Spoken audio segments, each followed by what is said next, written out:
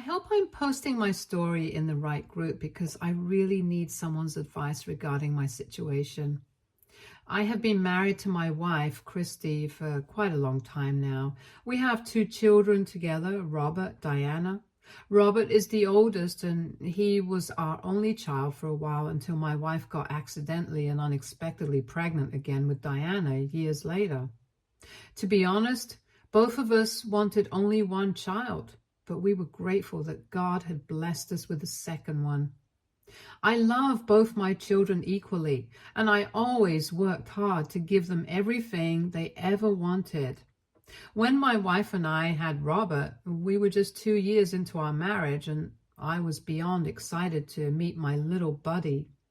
I still remember the day he was born. My hands were shaking as I held him in my arms for the first time. I cried tears of joy realizing that he was my son. The first few months after giving birth, Chrissy was in and out of hospitals a lot because of her health issues, so I spent a lot of time taking care of Robert on my own. Whenever Chrissy was home, I wanted her to rest as much as possible so I would never burden her with any childcare duties. Luckily for me, I own my own company, so I could do most of my meetings from home, which helped me be a full-time parent to my son while my wife recovered. Now, because Robert and I spent so much time together during his childhood, he was always close to me. I was there when he took his first steps and when he fell off his bike while learning to ride. I taught him to play basketball, and we would spend every Sunday afternoon practicing or shooting hoops. He would snuggle up to me on the couch as we watched movies together every night. I knew he felt much closer to me than he was with Christy, since my wife would sometimes complain about it. Mind you, my son was never disrespectful to his mother, but he also never spent a lot of time with her. This was mostly her fault because she never spent any one-on-one time with our son. Whenever I encouraged her to take him out for ice cream or for a drive so that they could talk, she always seemed unsure about how to connect with him and would then ask me to accompany them as well. I am sure Robert must have felt the gap with his mother, but he never told me anything about it. Eventually, Christy got pregnant with Diana, which was unexpected. We were quite nervous if she would have any health issues like she had during her first pregnancy, but the doctors assured us that there would be no complications this time. Christy had always told me how much she had wanted a mini version of her, and I guess she finally got her wish when our baby daughter was born. Diana has the exact same blue eyes as my wife and my blonde hair. With our second child, things were much easier for us. We had learned from our previous mistakes and we did not stress as much as we did when we had Robert. I know people say they don't care what gender their baby is, but having both a son and a daughter, I can say that my heart never felt so soft until Diana was born. As a father, when you hold your daughter for the first time, you feel like you can do anything for them from that moment onwards. I felt like I could burn the whole world down just to keep my daughter warm if needed. I can honestly say that daughters can really change you as a man. With my son, I was more carefree, but with my daughter, I learned to be careful and felt possessive with her as I did not want anyone to harm my baby girl. Both Christy and I were a little worried during our second pregnancy because we wanted Robert and Diana to get along, but there was an 8.5-year age gap between them, which can be significant. Luckily for us, things worked out. Robert was a wonderful older brother to Diana right from the start. He would lovingly hover next to her and just watching her sleep or play with her when she was awake. My son was really attentive to his baby sister right from the start, and I am proud to say that both my children have always been very close to each other. This is exactly what every parent wants, honestly. Nothing beats having your sibling as your best friend. Now that we have talked about my children, I would like to elaborate more on my marriage. Chrissy and I met when we were in college. I was a nerd, and as a child of immigrants, I had clear goals in mind that I wanted to achieve after college. I watched my parents work very hard throughout their lives, and I always aspired to start my own company and earn enough money to give my parents everything they had ever wanted.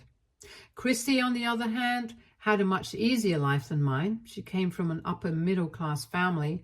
Let's just say that she did not have to worry about money. I met Christy for the first time at a party where she was blackout drunk and partying with her friends. She was beautiful, and I knew that she was way out of my league, so I did not even bother striking a conversation with her. However, the next time we met at a party, Chrissy approached me and asked me to dance with her. Being a nerdy kid, I didn't know any impressive moves, so we mostly just scuffled around and giggled. Chrissy was smart, confident, and an extrovert who had no qualms about expressing herself in front of an audience. Although she gave me a lot of signals to ask her out, I was still unsure about us. Not just because I was an underconfident kid back then, but also because Chrissy partied a lot those days. Like, she could party until the sun came up the next day and was always surrounded by her friends. I have always been the sort of guy who doesn't go around dating for fun, so I decided to not ask her out, as I knew it would be a waste of time for both of us. However, Chrissy isn't someone who can easily be ignored, and she never backs down. After the fourth or fifth time we met at a party, she finally confronted me about why I didn't want to go out with her. I told her the truth, which she did not like at all. She told me I needed to loosen up and enjoy college life instead of wasting my days in the library. There was something about her that resonated with me. She made valid points about living life one day at a time. Recognizing our mutual attraction, I finally asked her out, and the rest is history. Christy and I have faced issues with her drinking problem, but we've never broken up. To be completely transparent for the sake of the story, my wife changes into a different person when she is completely drunk. Initially, with a few drinks, she remains her sweet self, but after 5 or 6 drinks, she becomes very nasty to the people around her. In college, people even called her Miss Jacqueline Hyde for fun because it was like she had a completely different personality. I remember the first time I saw her other side was when we were all at a bar for the first time. We had all turned 21 that year and wanted to celebrate at this cheap bar that offered 25% off drinks between 4 to 5 p.m. Everyone was having a good time. Chrissy got very drunk and went to the restroom to pee. On her way back, she bumped into a server who accidentally spilled drinks on her dress. We witnessed the entire incident, and I rushed over to help my girlfriend, but before I could even reach her, Chrissy started screaming and pulling the server's hair. I was stunned by the whole thing as I watched my girlfriend publicly embarrass herself by shouting cuss words at the poor server, who looked horrified and kept apologizing. In the end, the manager asked us to leave because Chrissy wouldn't stop causing a scene. I did my best to calm her down, but her friends kept blindly encouraging her and escalating the situation, even when she was clearly in the wrong. When the manager attempted to remove us, her friends refused to leave and started threatening him loudly. One of them even smashed a glass on the floor, which was scary. I quickly realized if this continued, the manager would involve the police. I'd never been in trouble before and wasn't about to start that night, so I settled mine and Chrissy's bills separately with the manager and got ready to leave. Despite my efforts to reason with Chrissy to leave with me, she insisted she was right and refused to leave until the server paid for her dry cleaning due to the spilled drink on her dress. Fortunately, I left in time because shortly afterwards the police were called and the entire group was arrested. They had to call their parents to bail them out. Everyone was understandably upset with me for weaseling my way out of the situation. Some even texted me calling me disloyal and saying they didn't want to invite me to their parties anymore.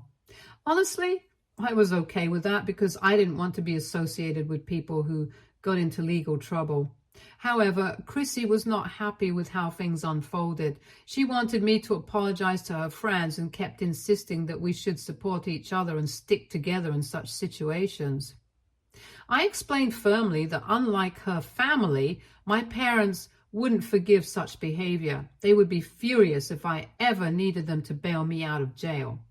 Chrissy struggled to understand this because of her different upbringing. Eventually, she had to accept that I wasn't going to mend things with her friends, and if she wanted to spend time with them, I wouldn't be joining her. This is exactly what happened since that incident. I never showed any interest in hanging out with her friends and did not attend any of their parties, even if Chrissy wanted me to come. Instead, I focused on working towards my goals and planning my career. And meanwhile, Chrissy and her friends continued to get into trouble with the law occasionally, but their parents had good lawyers, so nothing went on their official records. It was only after we graduated that Chrissy slowly realized that the same set of friends who liked to hang out the whole day were now too busy in their own lives and were drifting apart, wanting nothing to do with each other. I suppose this is a normal part of adulthood, but it was a harsh reality for her to swallow. Hence, when it was time for me to move away, also, as I had secured a job in another city, she made a decision to move in with me. I never expected us to move in so soon after college, but Chrissy was insistent that she would be an ideal roommate. She told me that moving in with me would help her focus on finding a job and being more serious about her future.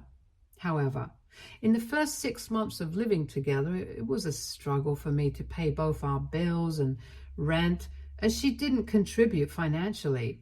The only thing I asked her to do was cook, but even that seemed like too much for her. She would spend hours sitting on the sofa watching TikTok, and whenever I encouraged her to go out to the park or to the gym, she would talk about feeling depressed.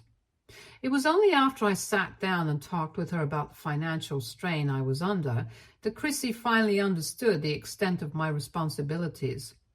She started to apply to many places and eventually landed a job in a digital marketing company that seemed to suit her. I was relieved to have a partner contributing financially, which alleviated my money worries. However, Chrissy also loved splurging money as much as she earned, which wasn't a lot to begin with. She would buy perfumes and makeup every time she was bored and had a phone in her hand.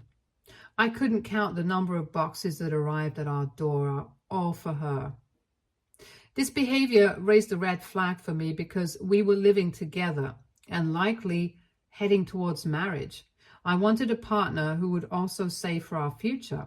While I was investing my money and saving for a house, she seemed to have no concrete plans for her financial future.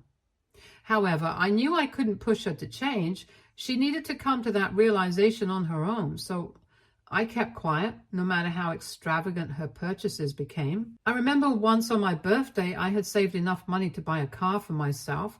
It was a significant investment for me, and I felt proud of what I had achieved.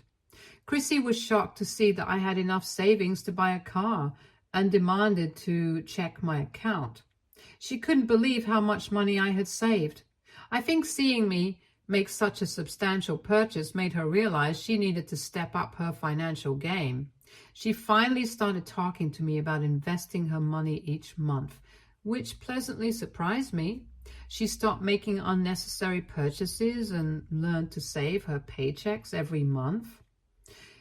It was only after seeing this positive change in her that I finally decided to propose to her. At the time, I had a stable job, but my ultimate goal was to start my own business before we started a family. Hence, after our engagement, I left my job to start working on building my company. I'm really grateful that my wife stood by me during those challenging early days when I was working tirelessly to get my business off the ground. Although I had saved enough money so that I never needed to rely on her financially, those days were incredibly emotionally frustrating, and I needed her unwavering support more than ever. Starting a business isn't easy, and it requires a lot of dedication. Being a perfectionist, it was particularly challenging for me to learn how to manage and delegate tasks effectively to my team in order to grow my business. Chrissy and I got married only after I had successfully built the foundation of my business, as I wanted to ensure I could provide for her. Over the past 28 years, my business has expanded and grown significantly. I earn well. Thanks to my business, I have fulfilled my dream of being able to provide my parents with a comfortable life. Chrissy was also able to leave her job to become a stay-at-home mother. I would say neither of us had any major issues in our relationship, or so I thought, until today. After the children grew up, Chrissy spent most of her time with her friends or at the gym. We go out on dates every Friday, and we still maintain a very intimate relationship with each other. Our children have grown up seeing us affectionate with each other, and they quickly became accustomed to it. In our family, we never had any major fights. However, one night, we had an incident that changed everything for us. You see, during this time, Robert was a teenager, and like any other teenager, he had his typical mood swings. He stopped hanging out with me like he usually did. Instead, he spent a lot of time with his friends or in his room listening to music. I felt sad that my little boy was growing, but I didn't mind and always reminded him that I was there for him whenever he needed me. On the other hand, my daughter, being 8 years younger than him, was still a child and still needed me, unlike my teenage son. Diana would rush to greet me as soon as I came home from work. I cherished the way her eyes would light up whenever she would spot me, holding a teddy bear or flowers behind my back to surprise her. I guess you could say that Robert might have been a bit jealous that I spent most of my time and attention after work on Diana. It was never my intention because I always tried to include him as much as possible. However, I think another issue was his relationship with his mother. She didn't hesitate to show favoritism towards our daughter. She loved how similar Diana was to her and would often point it out. Sometimes I would privately urge her to spend more time with Robert as well, but she would always dismiss my concerns, telling me that he probably just needed his space and I was overthinking things. I don't know what issues she had with our son, but she never gave him any time of day. If they ever did talk, it was always just small talk. Hence, it did not come as a surprise to me when Robert started to rebel slowly. It began with him talking back to his mother, but it escalated when he started sneaking out at night to drink with his friends. One night he even took my car keys without permission and was caught by the police while driving under the influence. I was shocked to receive a call from the police in the middle of the night informing me about my son's situation. Fortunately, they decided to give him a warning since it was his first offense. I was furious and gave Robert a stern lecture about how he was jeopardizing his future. I expected my wife to support me, but instead she defended Robert, saying that young people needed to have fun sometimes and that what he was doing wasn't much different from what she had done herself. I was shocked because this was not something I wanted our son to hear. That night marked the first major fight in our family because it felt like she was reverting to her irresponsible self from her college years. I felt I had to step up as a parent because she seemed like how our son was acting irresponsibly, thinking it reminded her of her own past. Robert, on the other hand, did not care and told me that he just wanted to be alone. I tried to encourage him to go for therapy, but he refused, telling me that he didn't need anybody's help. He continued to be defiant, would talk back to us at home. We would frequently receive complaints from the school about his incomplete assignments and disciplinary issues. It was like he was becoming a completely different person altogether. Whenever I wanted to sit down and talk to him, he would dismiss me or keep quiet the whole time just to avoid any conversation. His behavior started to worry me a lot, and during this challenging period, I also had to travel extensively for work as I was in the process of expanding my business. Looking back, I realize I might have neglected my responsibilities as a father. Perhaps I should have made more effort to talk to my son, even though he was pushing me away. I wish I could have held on to my son and taken away whatever it was that was troubling him. One day it all came to a head when I returned home from one of my work trips to hear my wife and son screaming at each other. As I entered the kitchen, I found broken glasses and plates strewn across the floor. My son was facing my wife, yelling about how much he hated her. Instinctively, I positioned myself between them to protect my wife because I did not like the way my son was screaming at her. My son then, upon seeing me, redirected his anger towards me, accusing me of being a coward and yelling at me for being a deadbeat father, which deeply shook me. I attempted to calm him down and ask my wife what had transpired. But he continued shouting, insisting that our marriage was a sham and accusing us of lying to him his entire life. Confusion clouded my thoughts as I struggled to comprehend what he was insinuating. My wife sternly intervened, reprimanding him for discussing our marriage and reminding him that he was too young to make such accusations. My son argued back that he was disgusted with us and did not want to live with us anymore. I was at a loss to understand what could have triggered such a reaction. But he refused to explain himself. Frustrated by his behavior, I demanded that he apologize to his mother for the hurtful names he called her. But he scoffed at me and adamantly refused. He insisted he meant every word and expressed how sick he was of pretending that we were a perfect family. I tried to reason with him, reminding him that no family is flawless and that name-calling wouldn't solve anything. However, he lashed out and started to blame me for everything and even claimed that I didn't deserve to have children. His words cut deep, and I was taken aback by what he had spoken. In a fit of anger, I did the unthinkable. I slapped my son. I deeply regretted my actions the moment my hand connected with his cheek.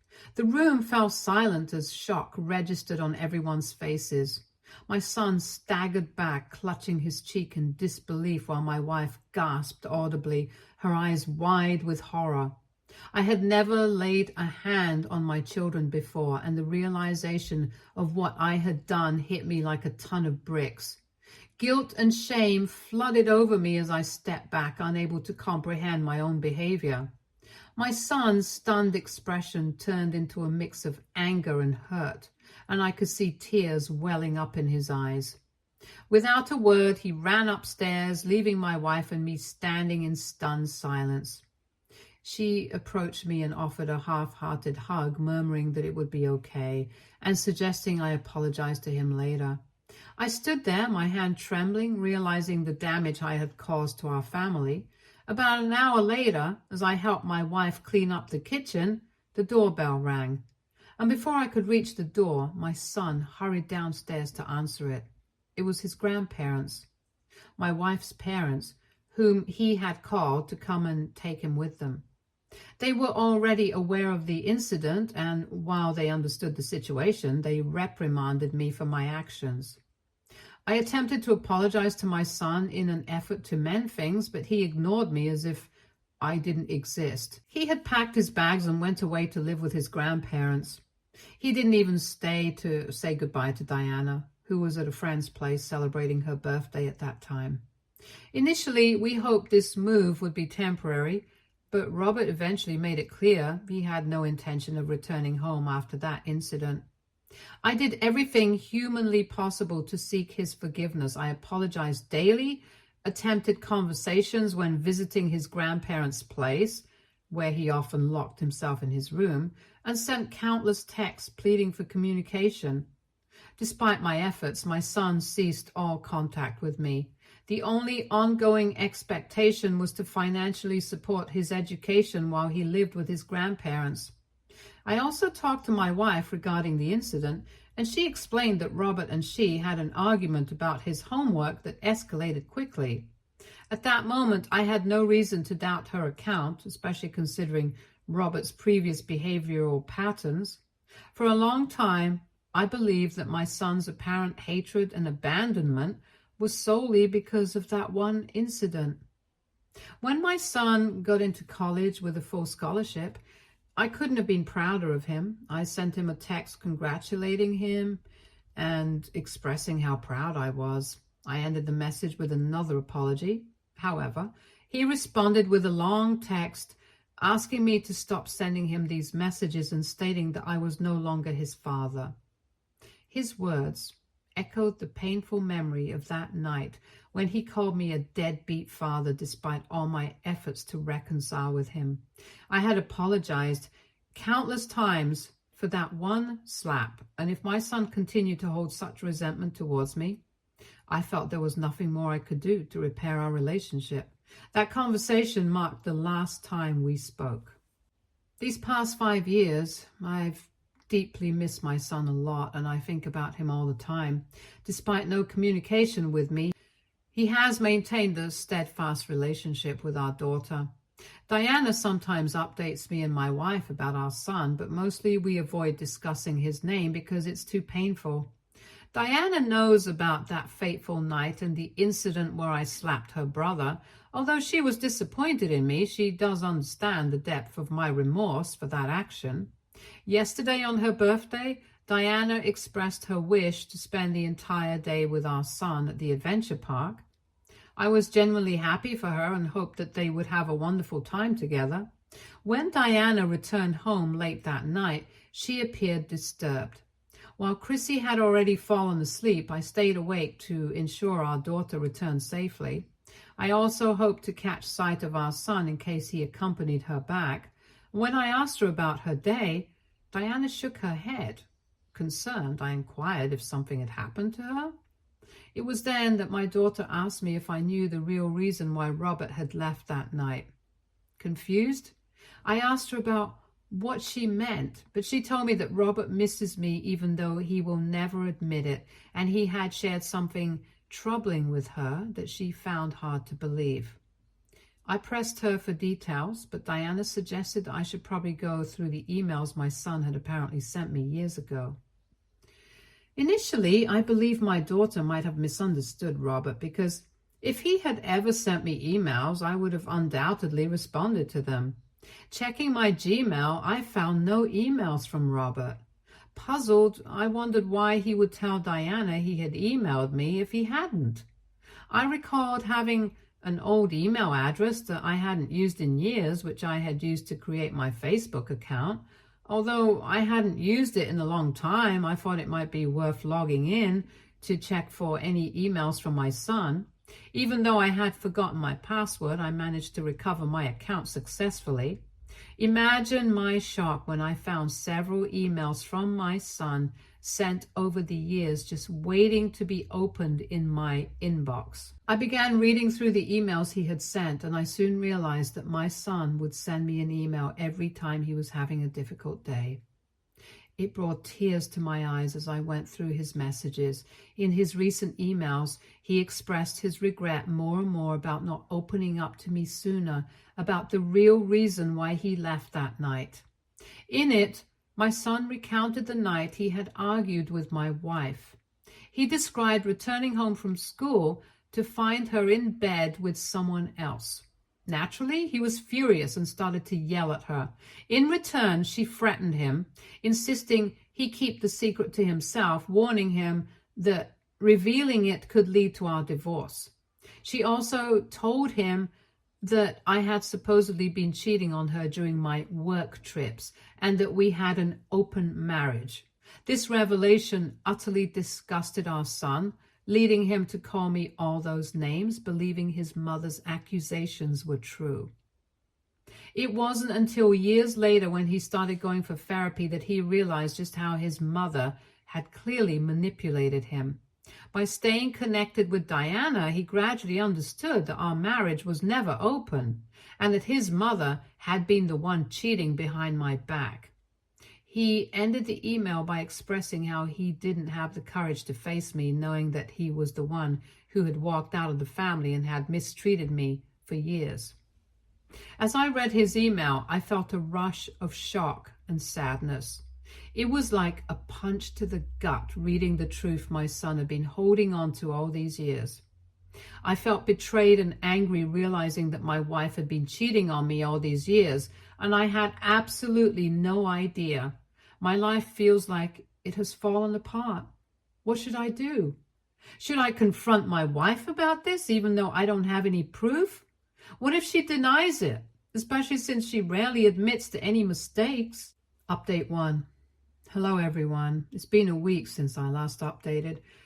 To quickly update you, I confronted my wife, pressing her for details despite her denials, until finally she broke down in tears and confessed everything. She admitted to having an affair years ago during the time when Robert was a teenager and recounted the same details that Robert had shared with me in the email. She confessed that she was afraid of losing me, hence she had made up the lie about us having an open marriage just to shut Robert up.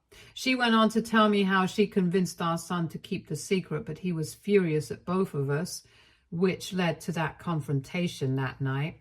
She never revealed the man's identity to me, but I honestly didn't care at that point. I could not believe that my wife was so disgusting that she had not only lied to our son, which cost me a relationship with him for all these years, but had also never confessed to me about her affair until I found out from my son's emails. During our argument, she also confessed to the fact that she had never liked our son because she had always wanted daughters. She added that this was perhaps another reason why she could never bond with him. After this, I could not even look at her face without seeing red. I had no doubts in my mind as I informed my wife that our marriage was over, and I asked her to move out immediately, despite her pleas for reconsideration. Diana seemed to already know about the affair, and after witnessing our fight, her suspicions were confirmed further. She was understandably furious with her mother and refused to talk to her. I also reached out to Robert during this week, seeking to clarify this matter further. At first, his responses were guarded, but as I broke down and expressed how much I missed him, he too became emotional. He admitted regret for leaving home that night and wished he could turn back time and apologize to me instead. I feel terribly sorry for my son. I still can't believe how my wife manipulated the entire situation just to hide her affair. Both of my children agree with my decision to divorce my wife and want nothing to do with her. I now finally understand why my wife never missed our son as much as I did all these years, and why she never tried to contact him after he moved out. Whenever I would bring up that night, she would always blame me for slapping him and make me feel guilty for years. I wish I knew then what I know now. I hate my wife so much. Stay tuned for more stories from Argo Relationships.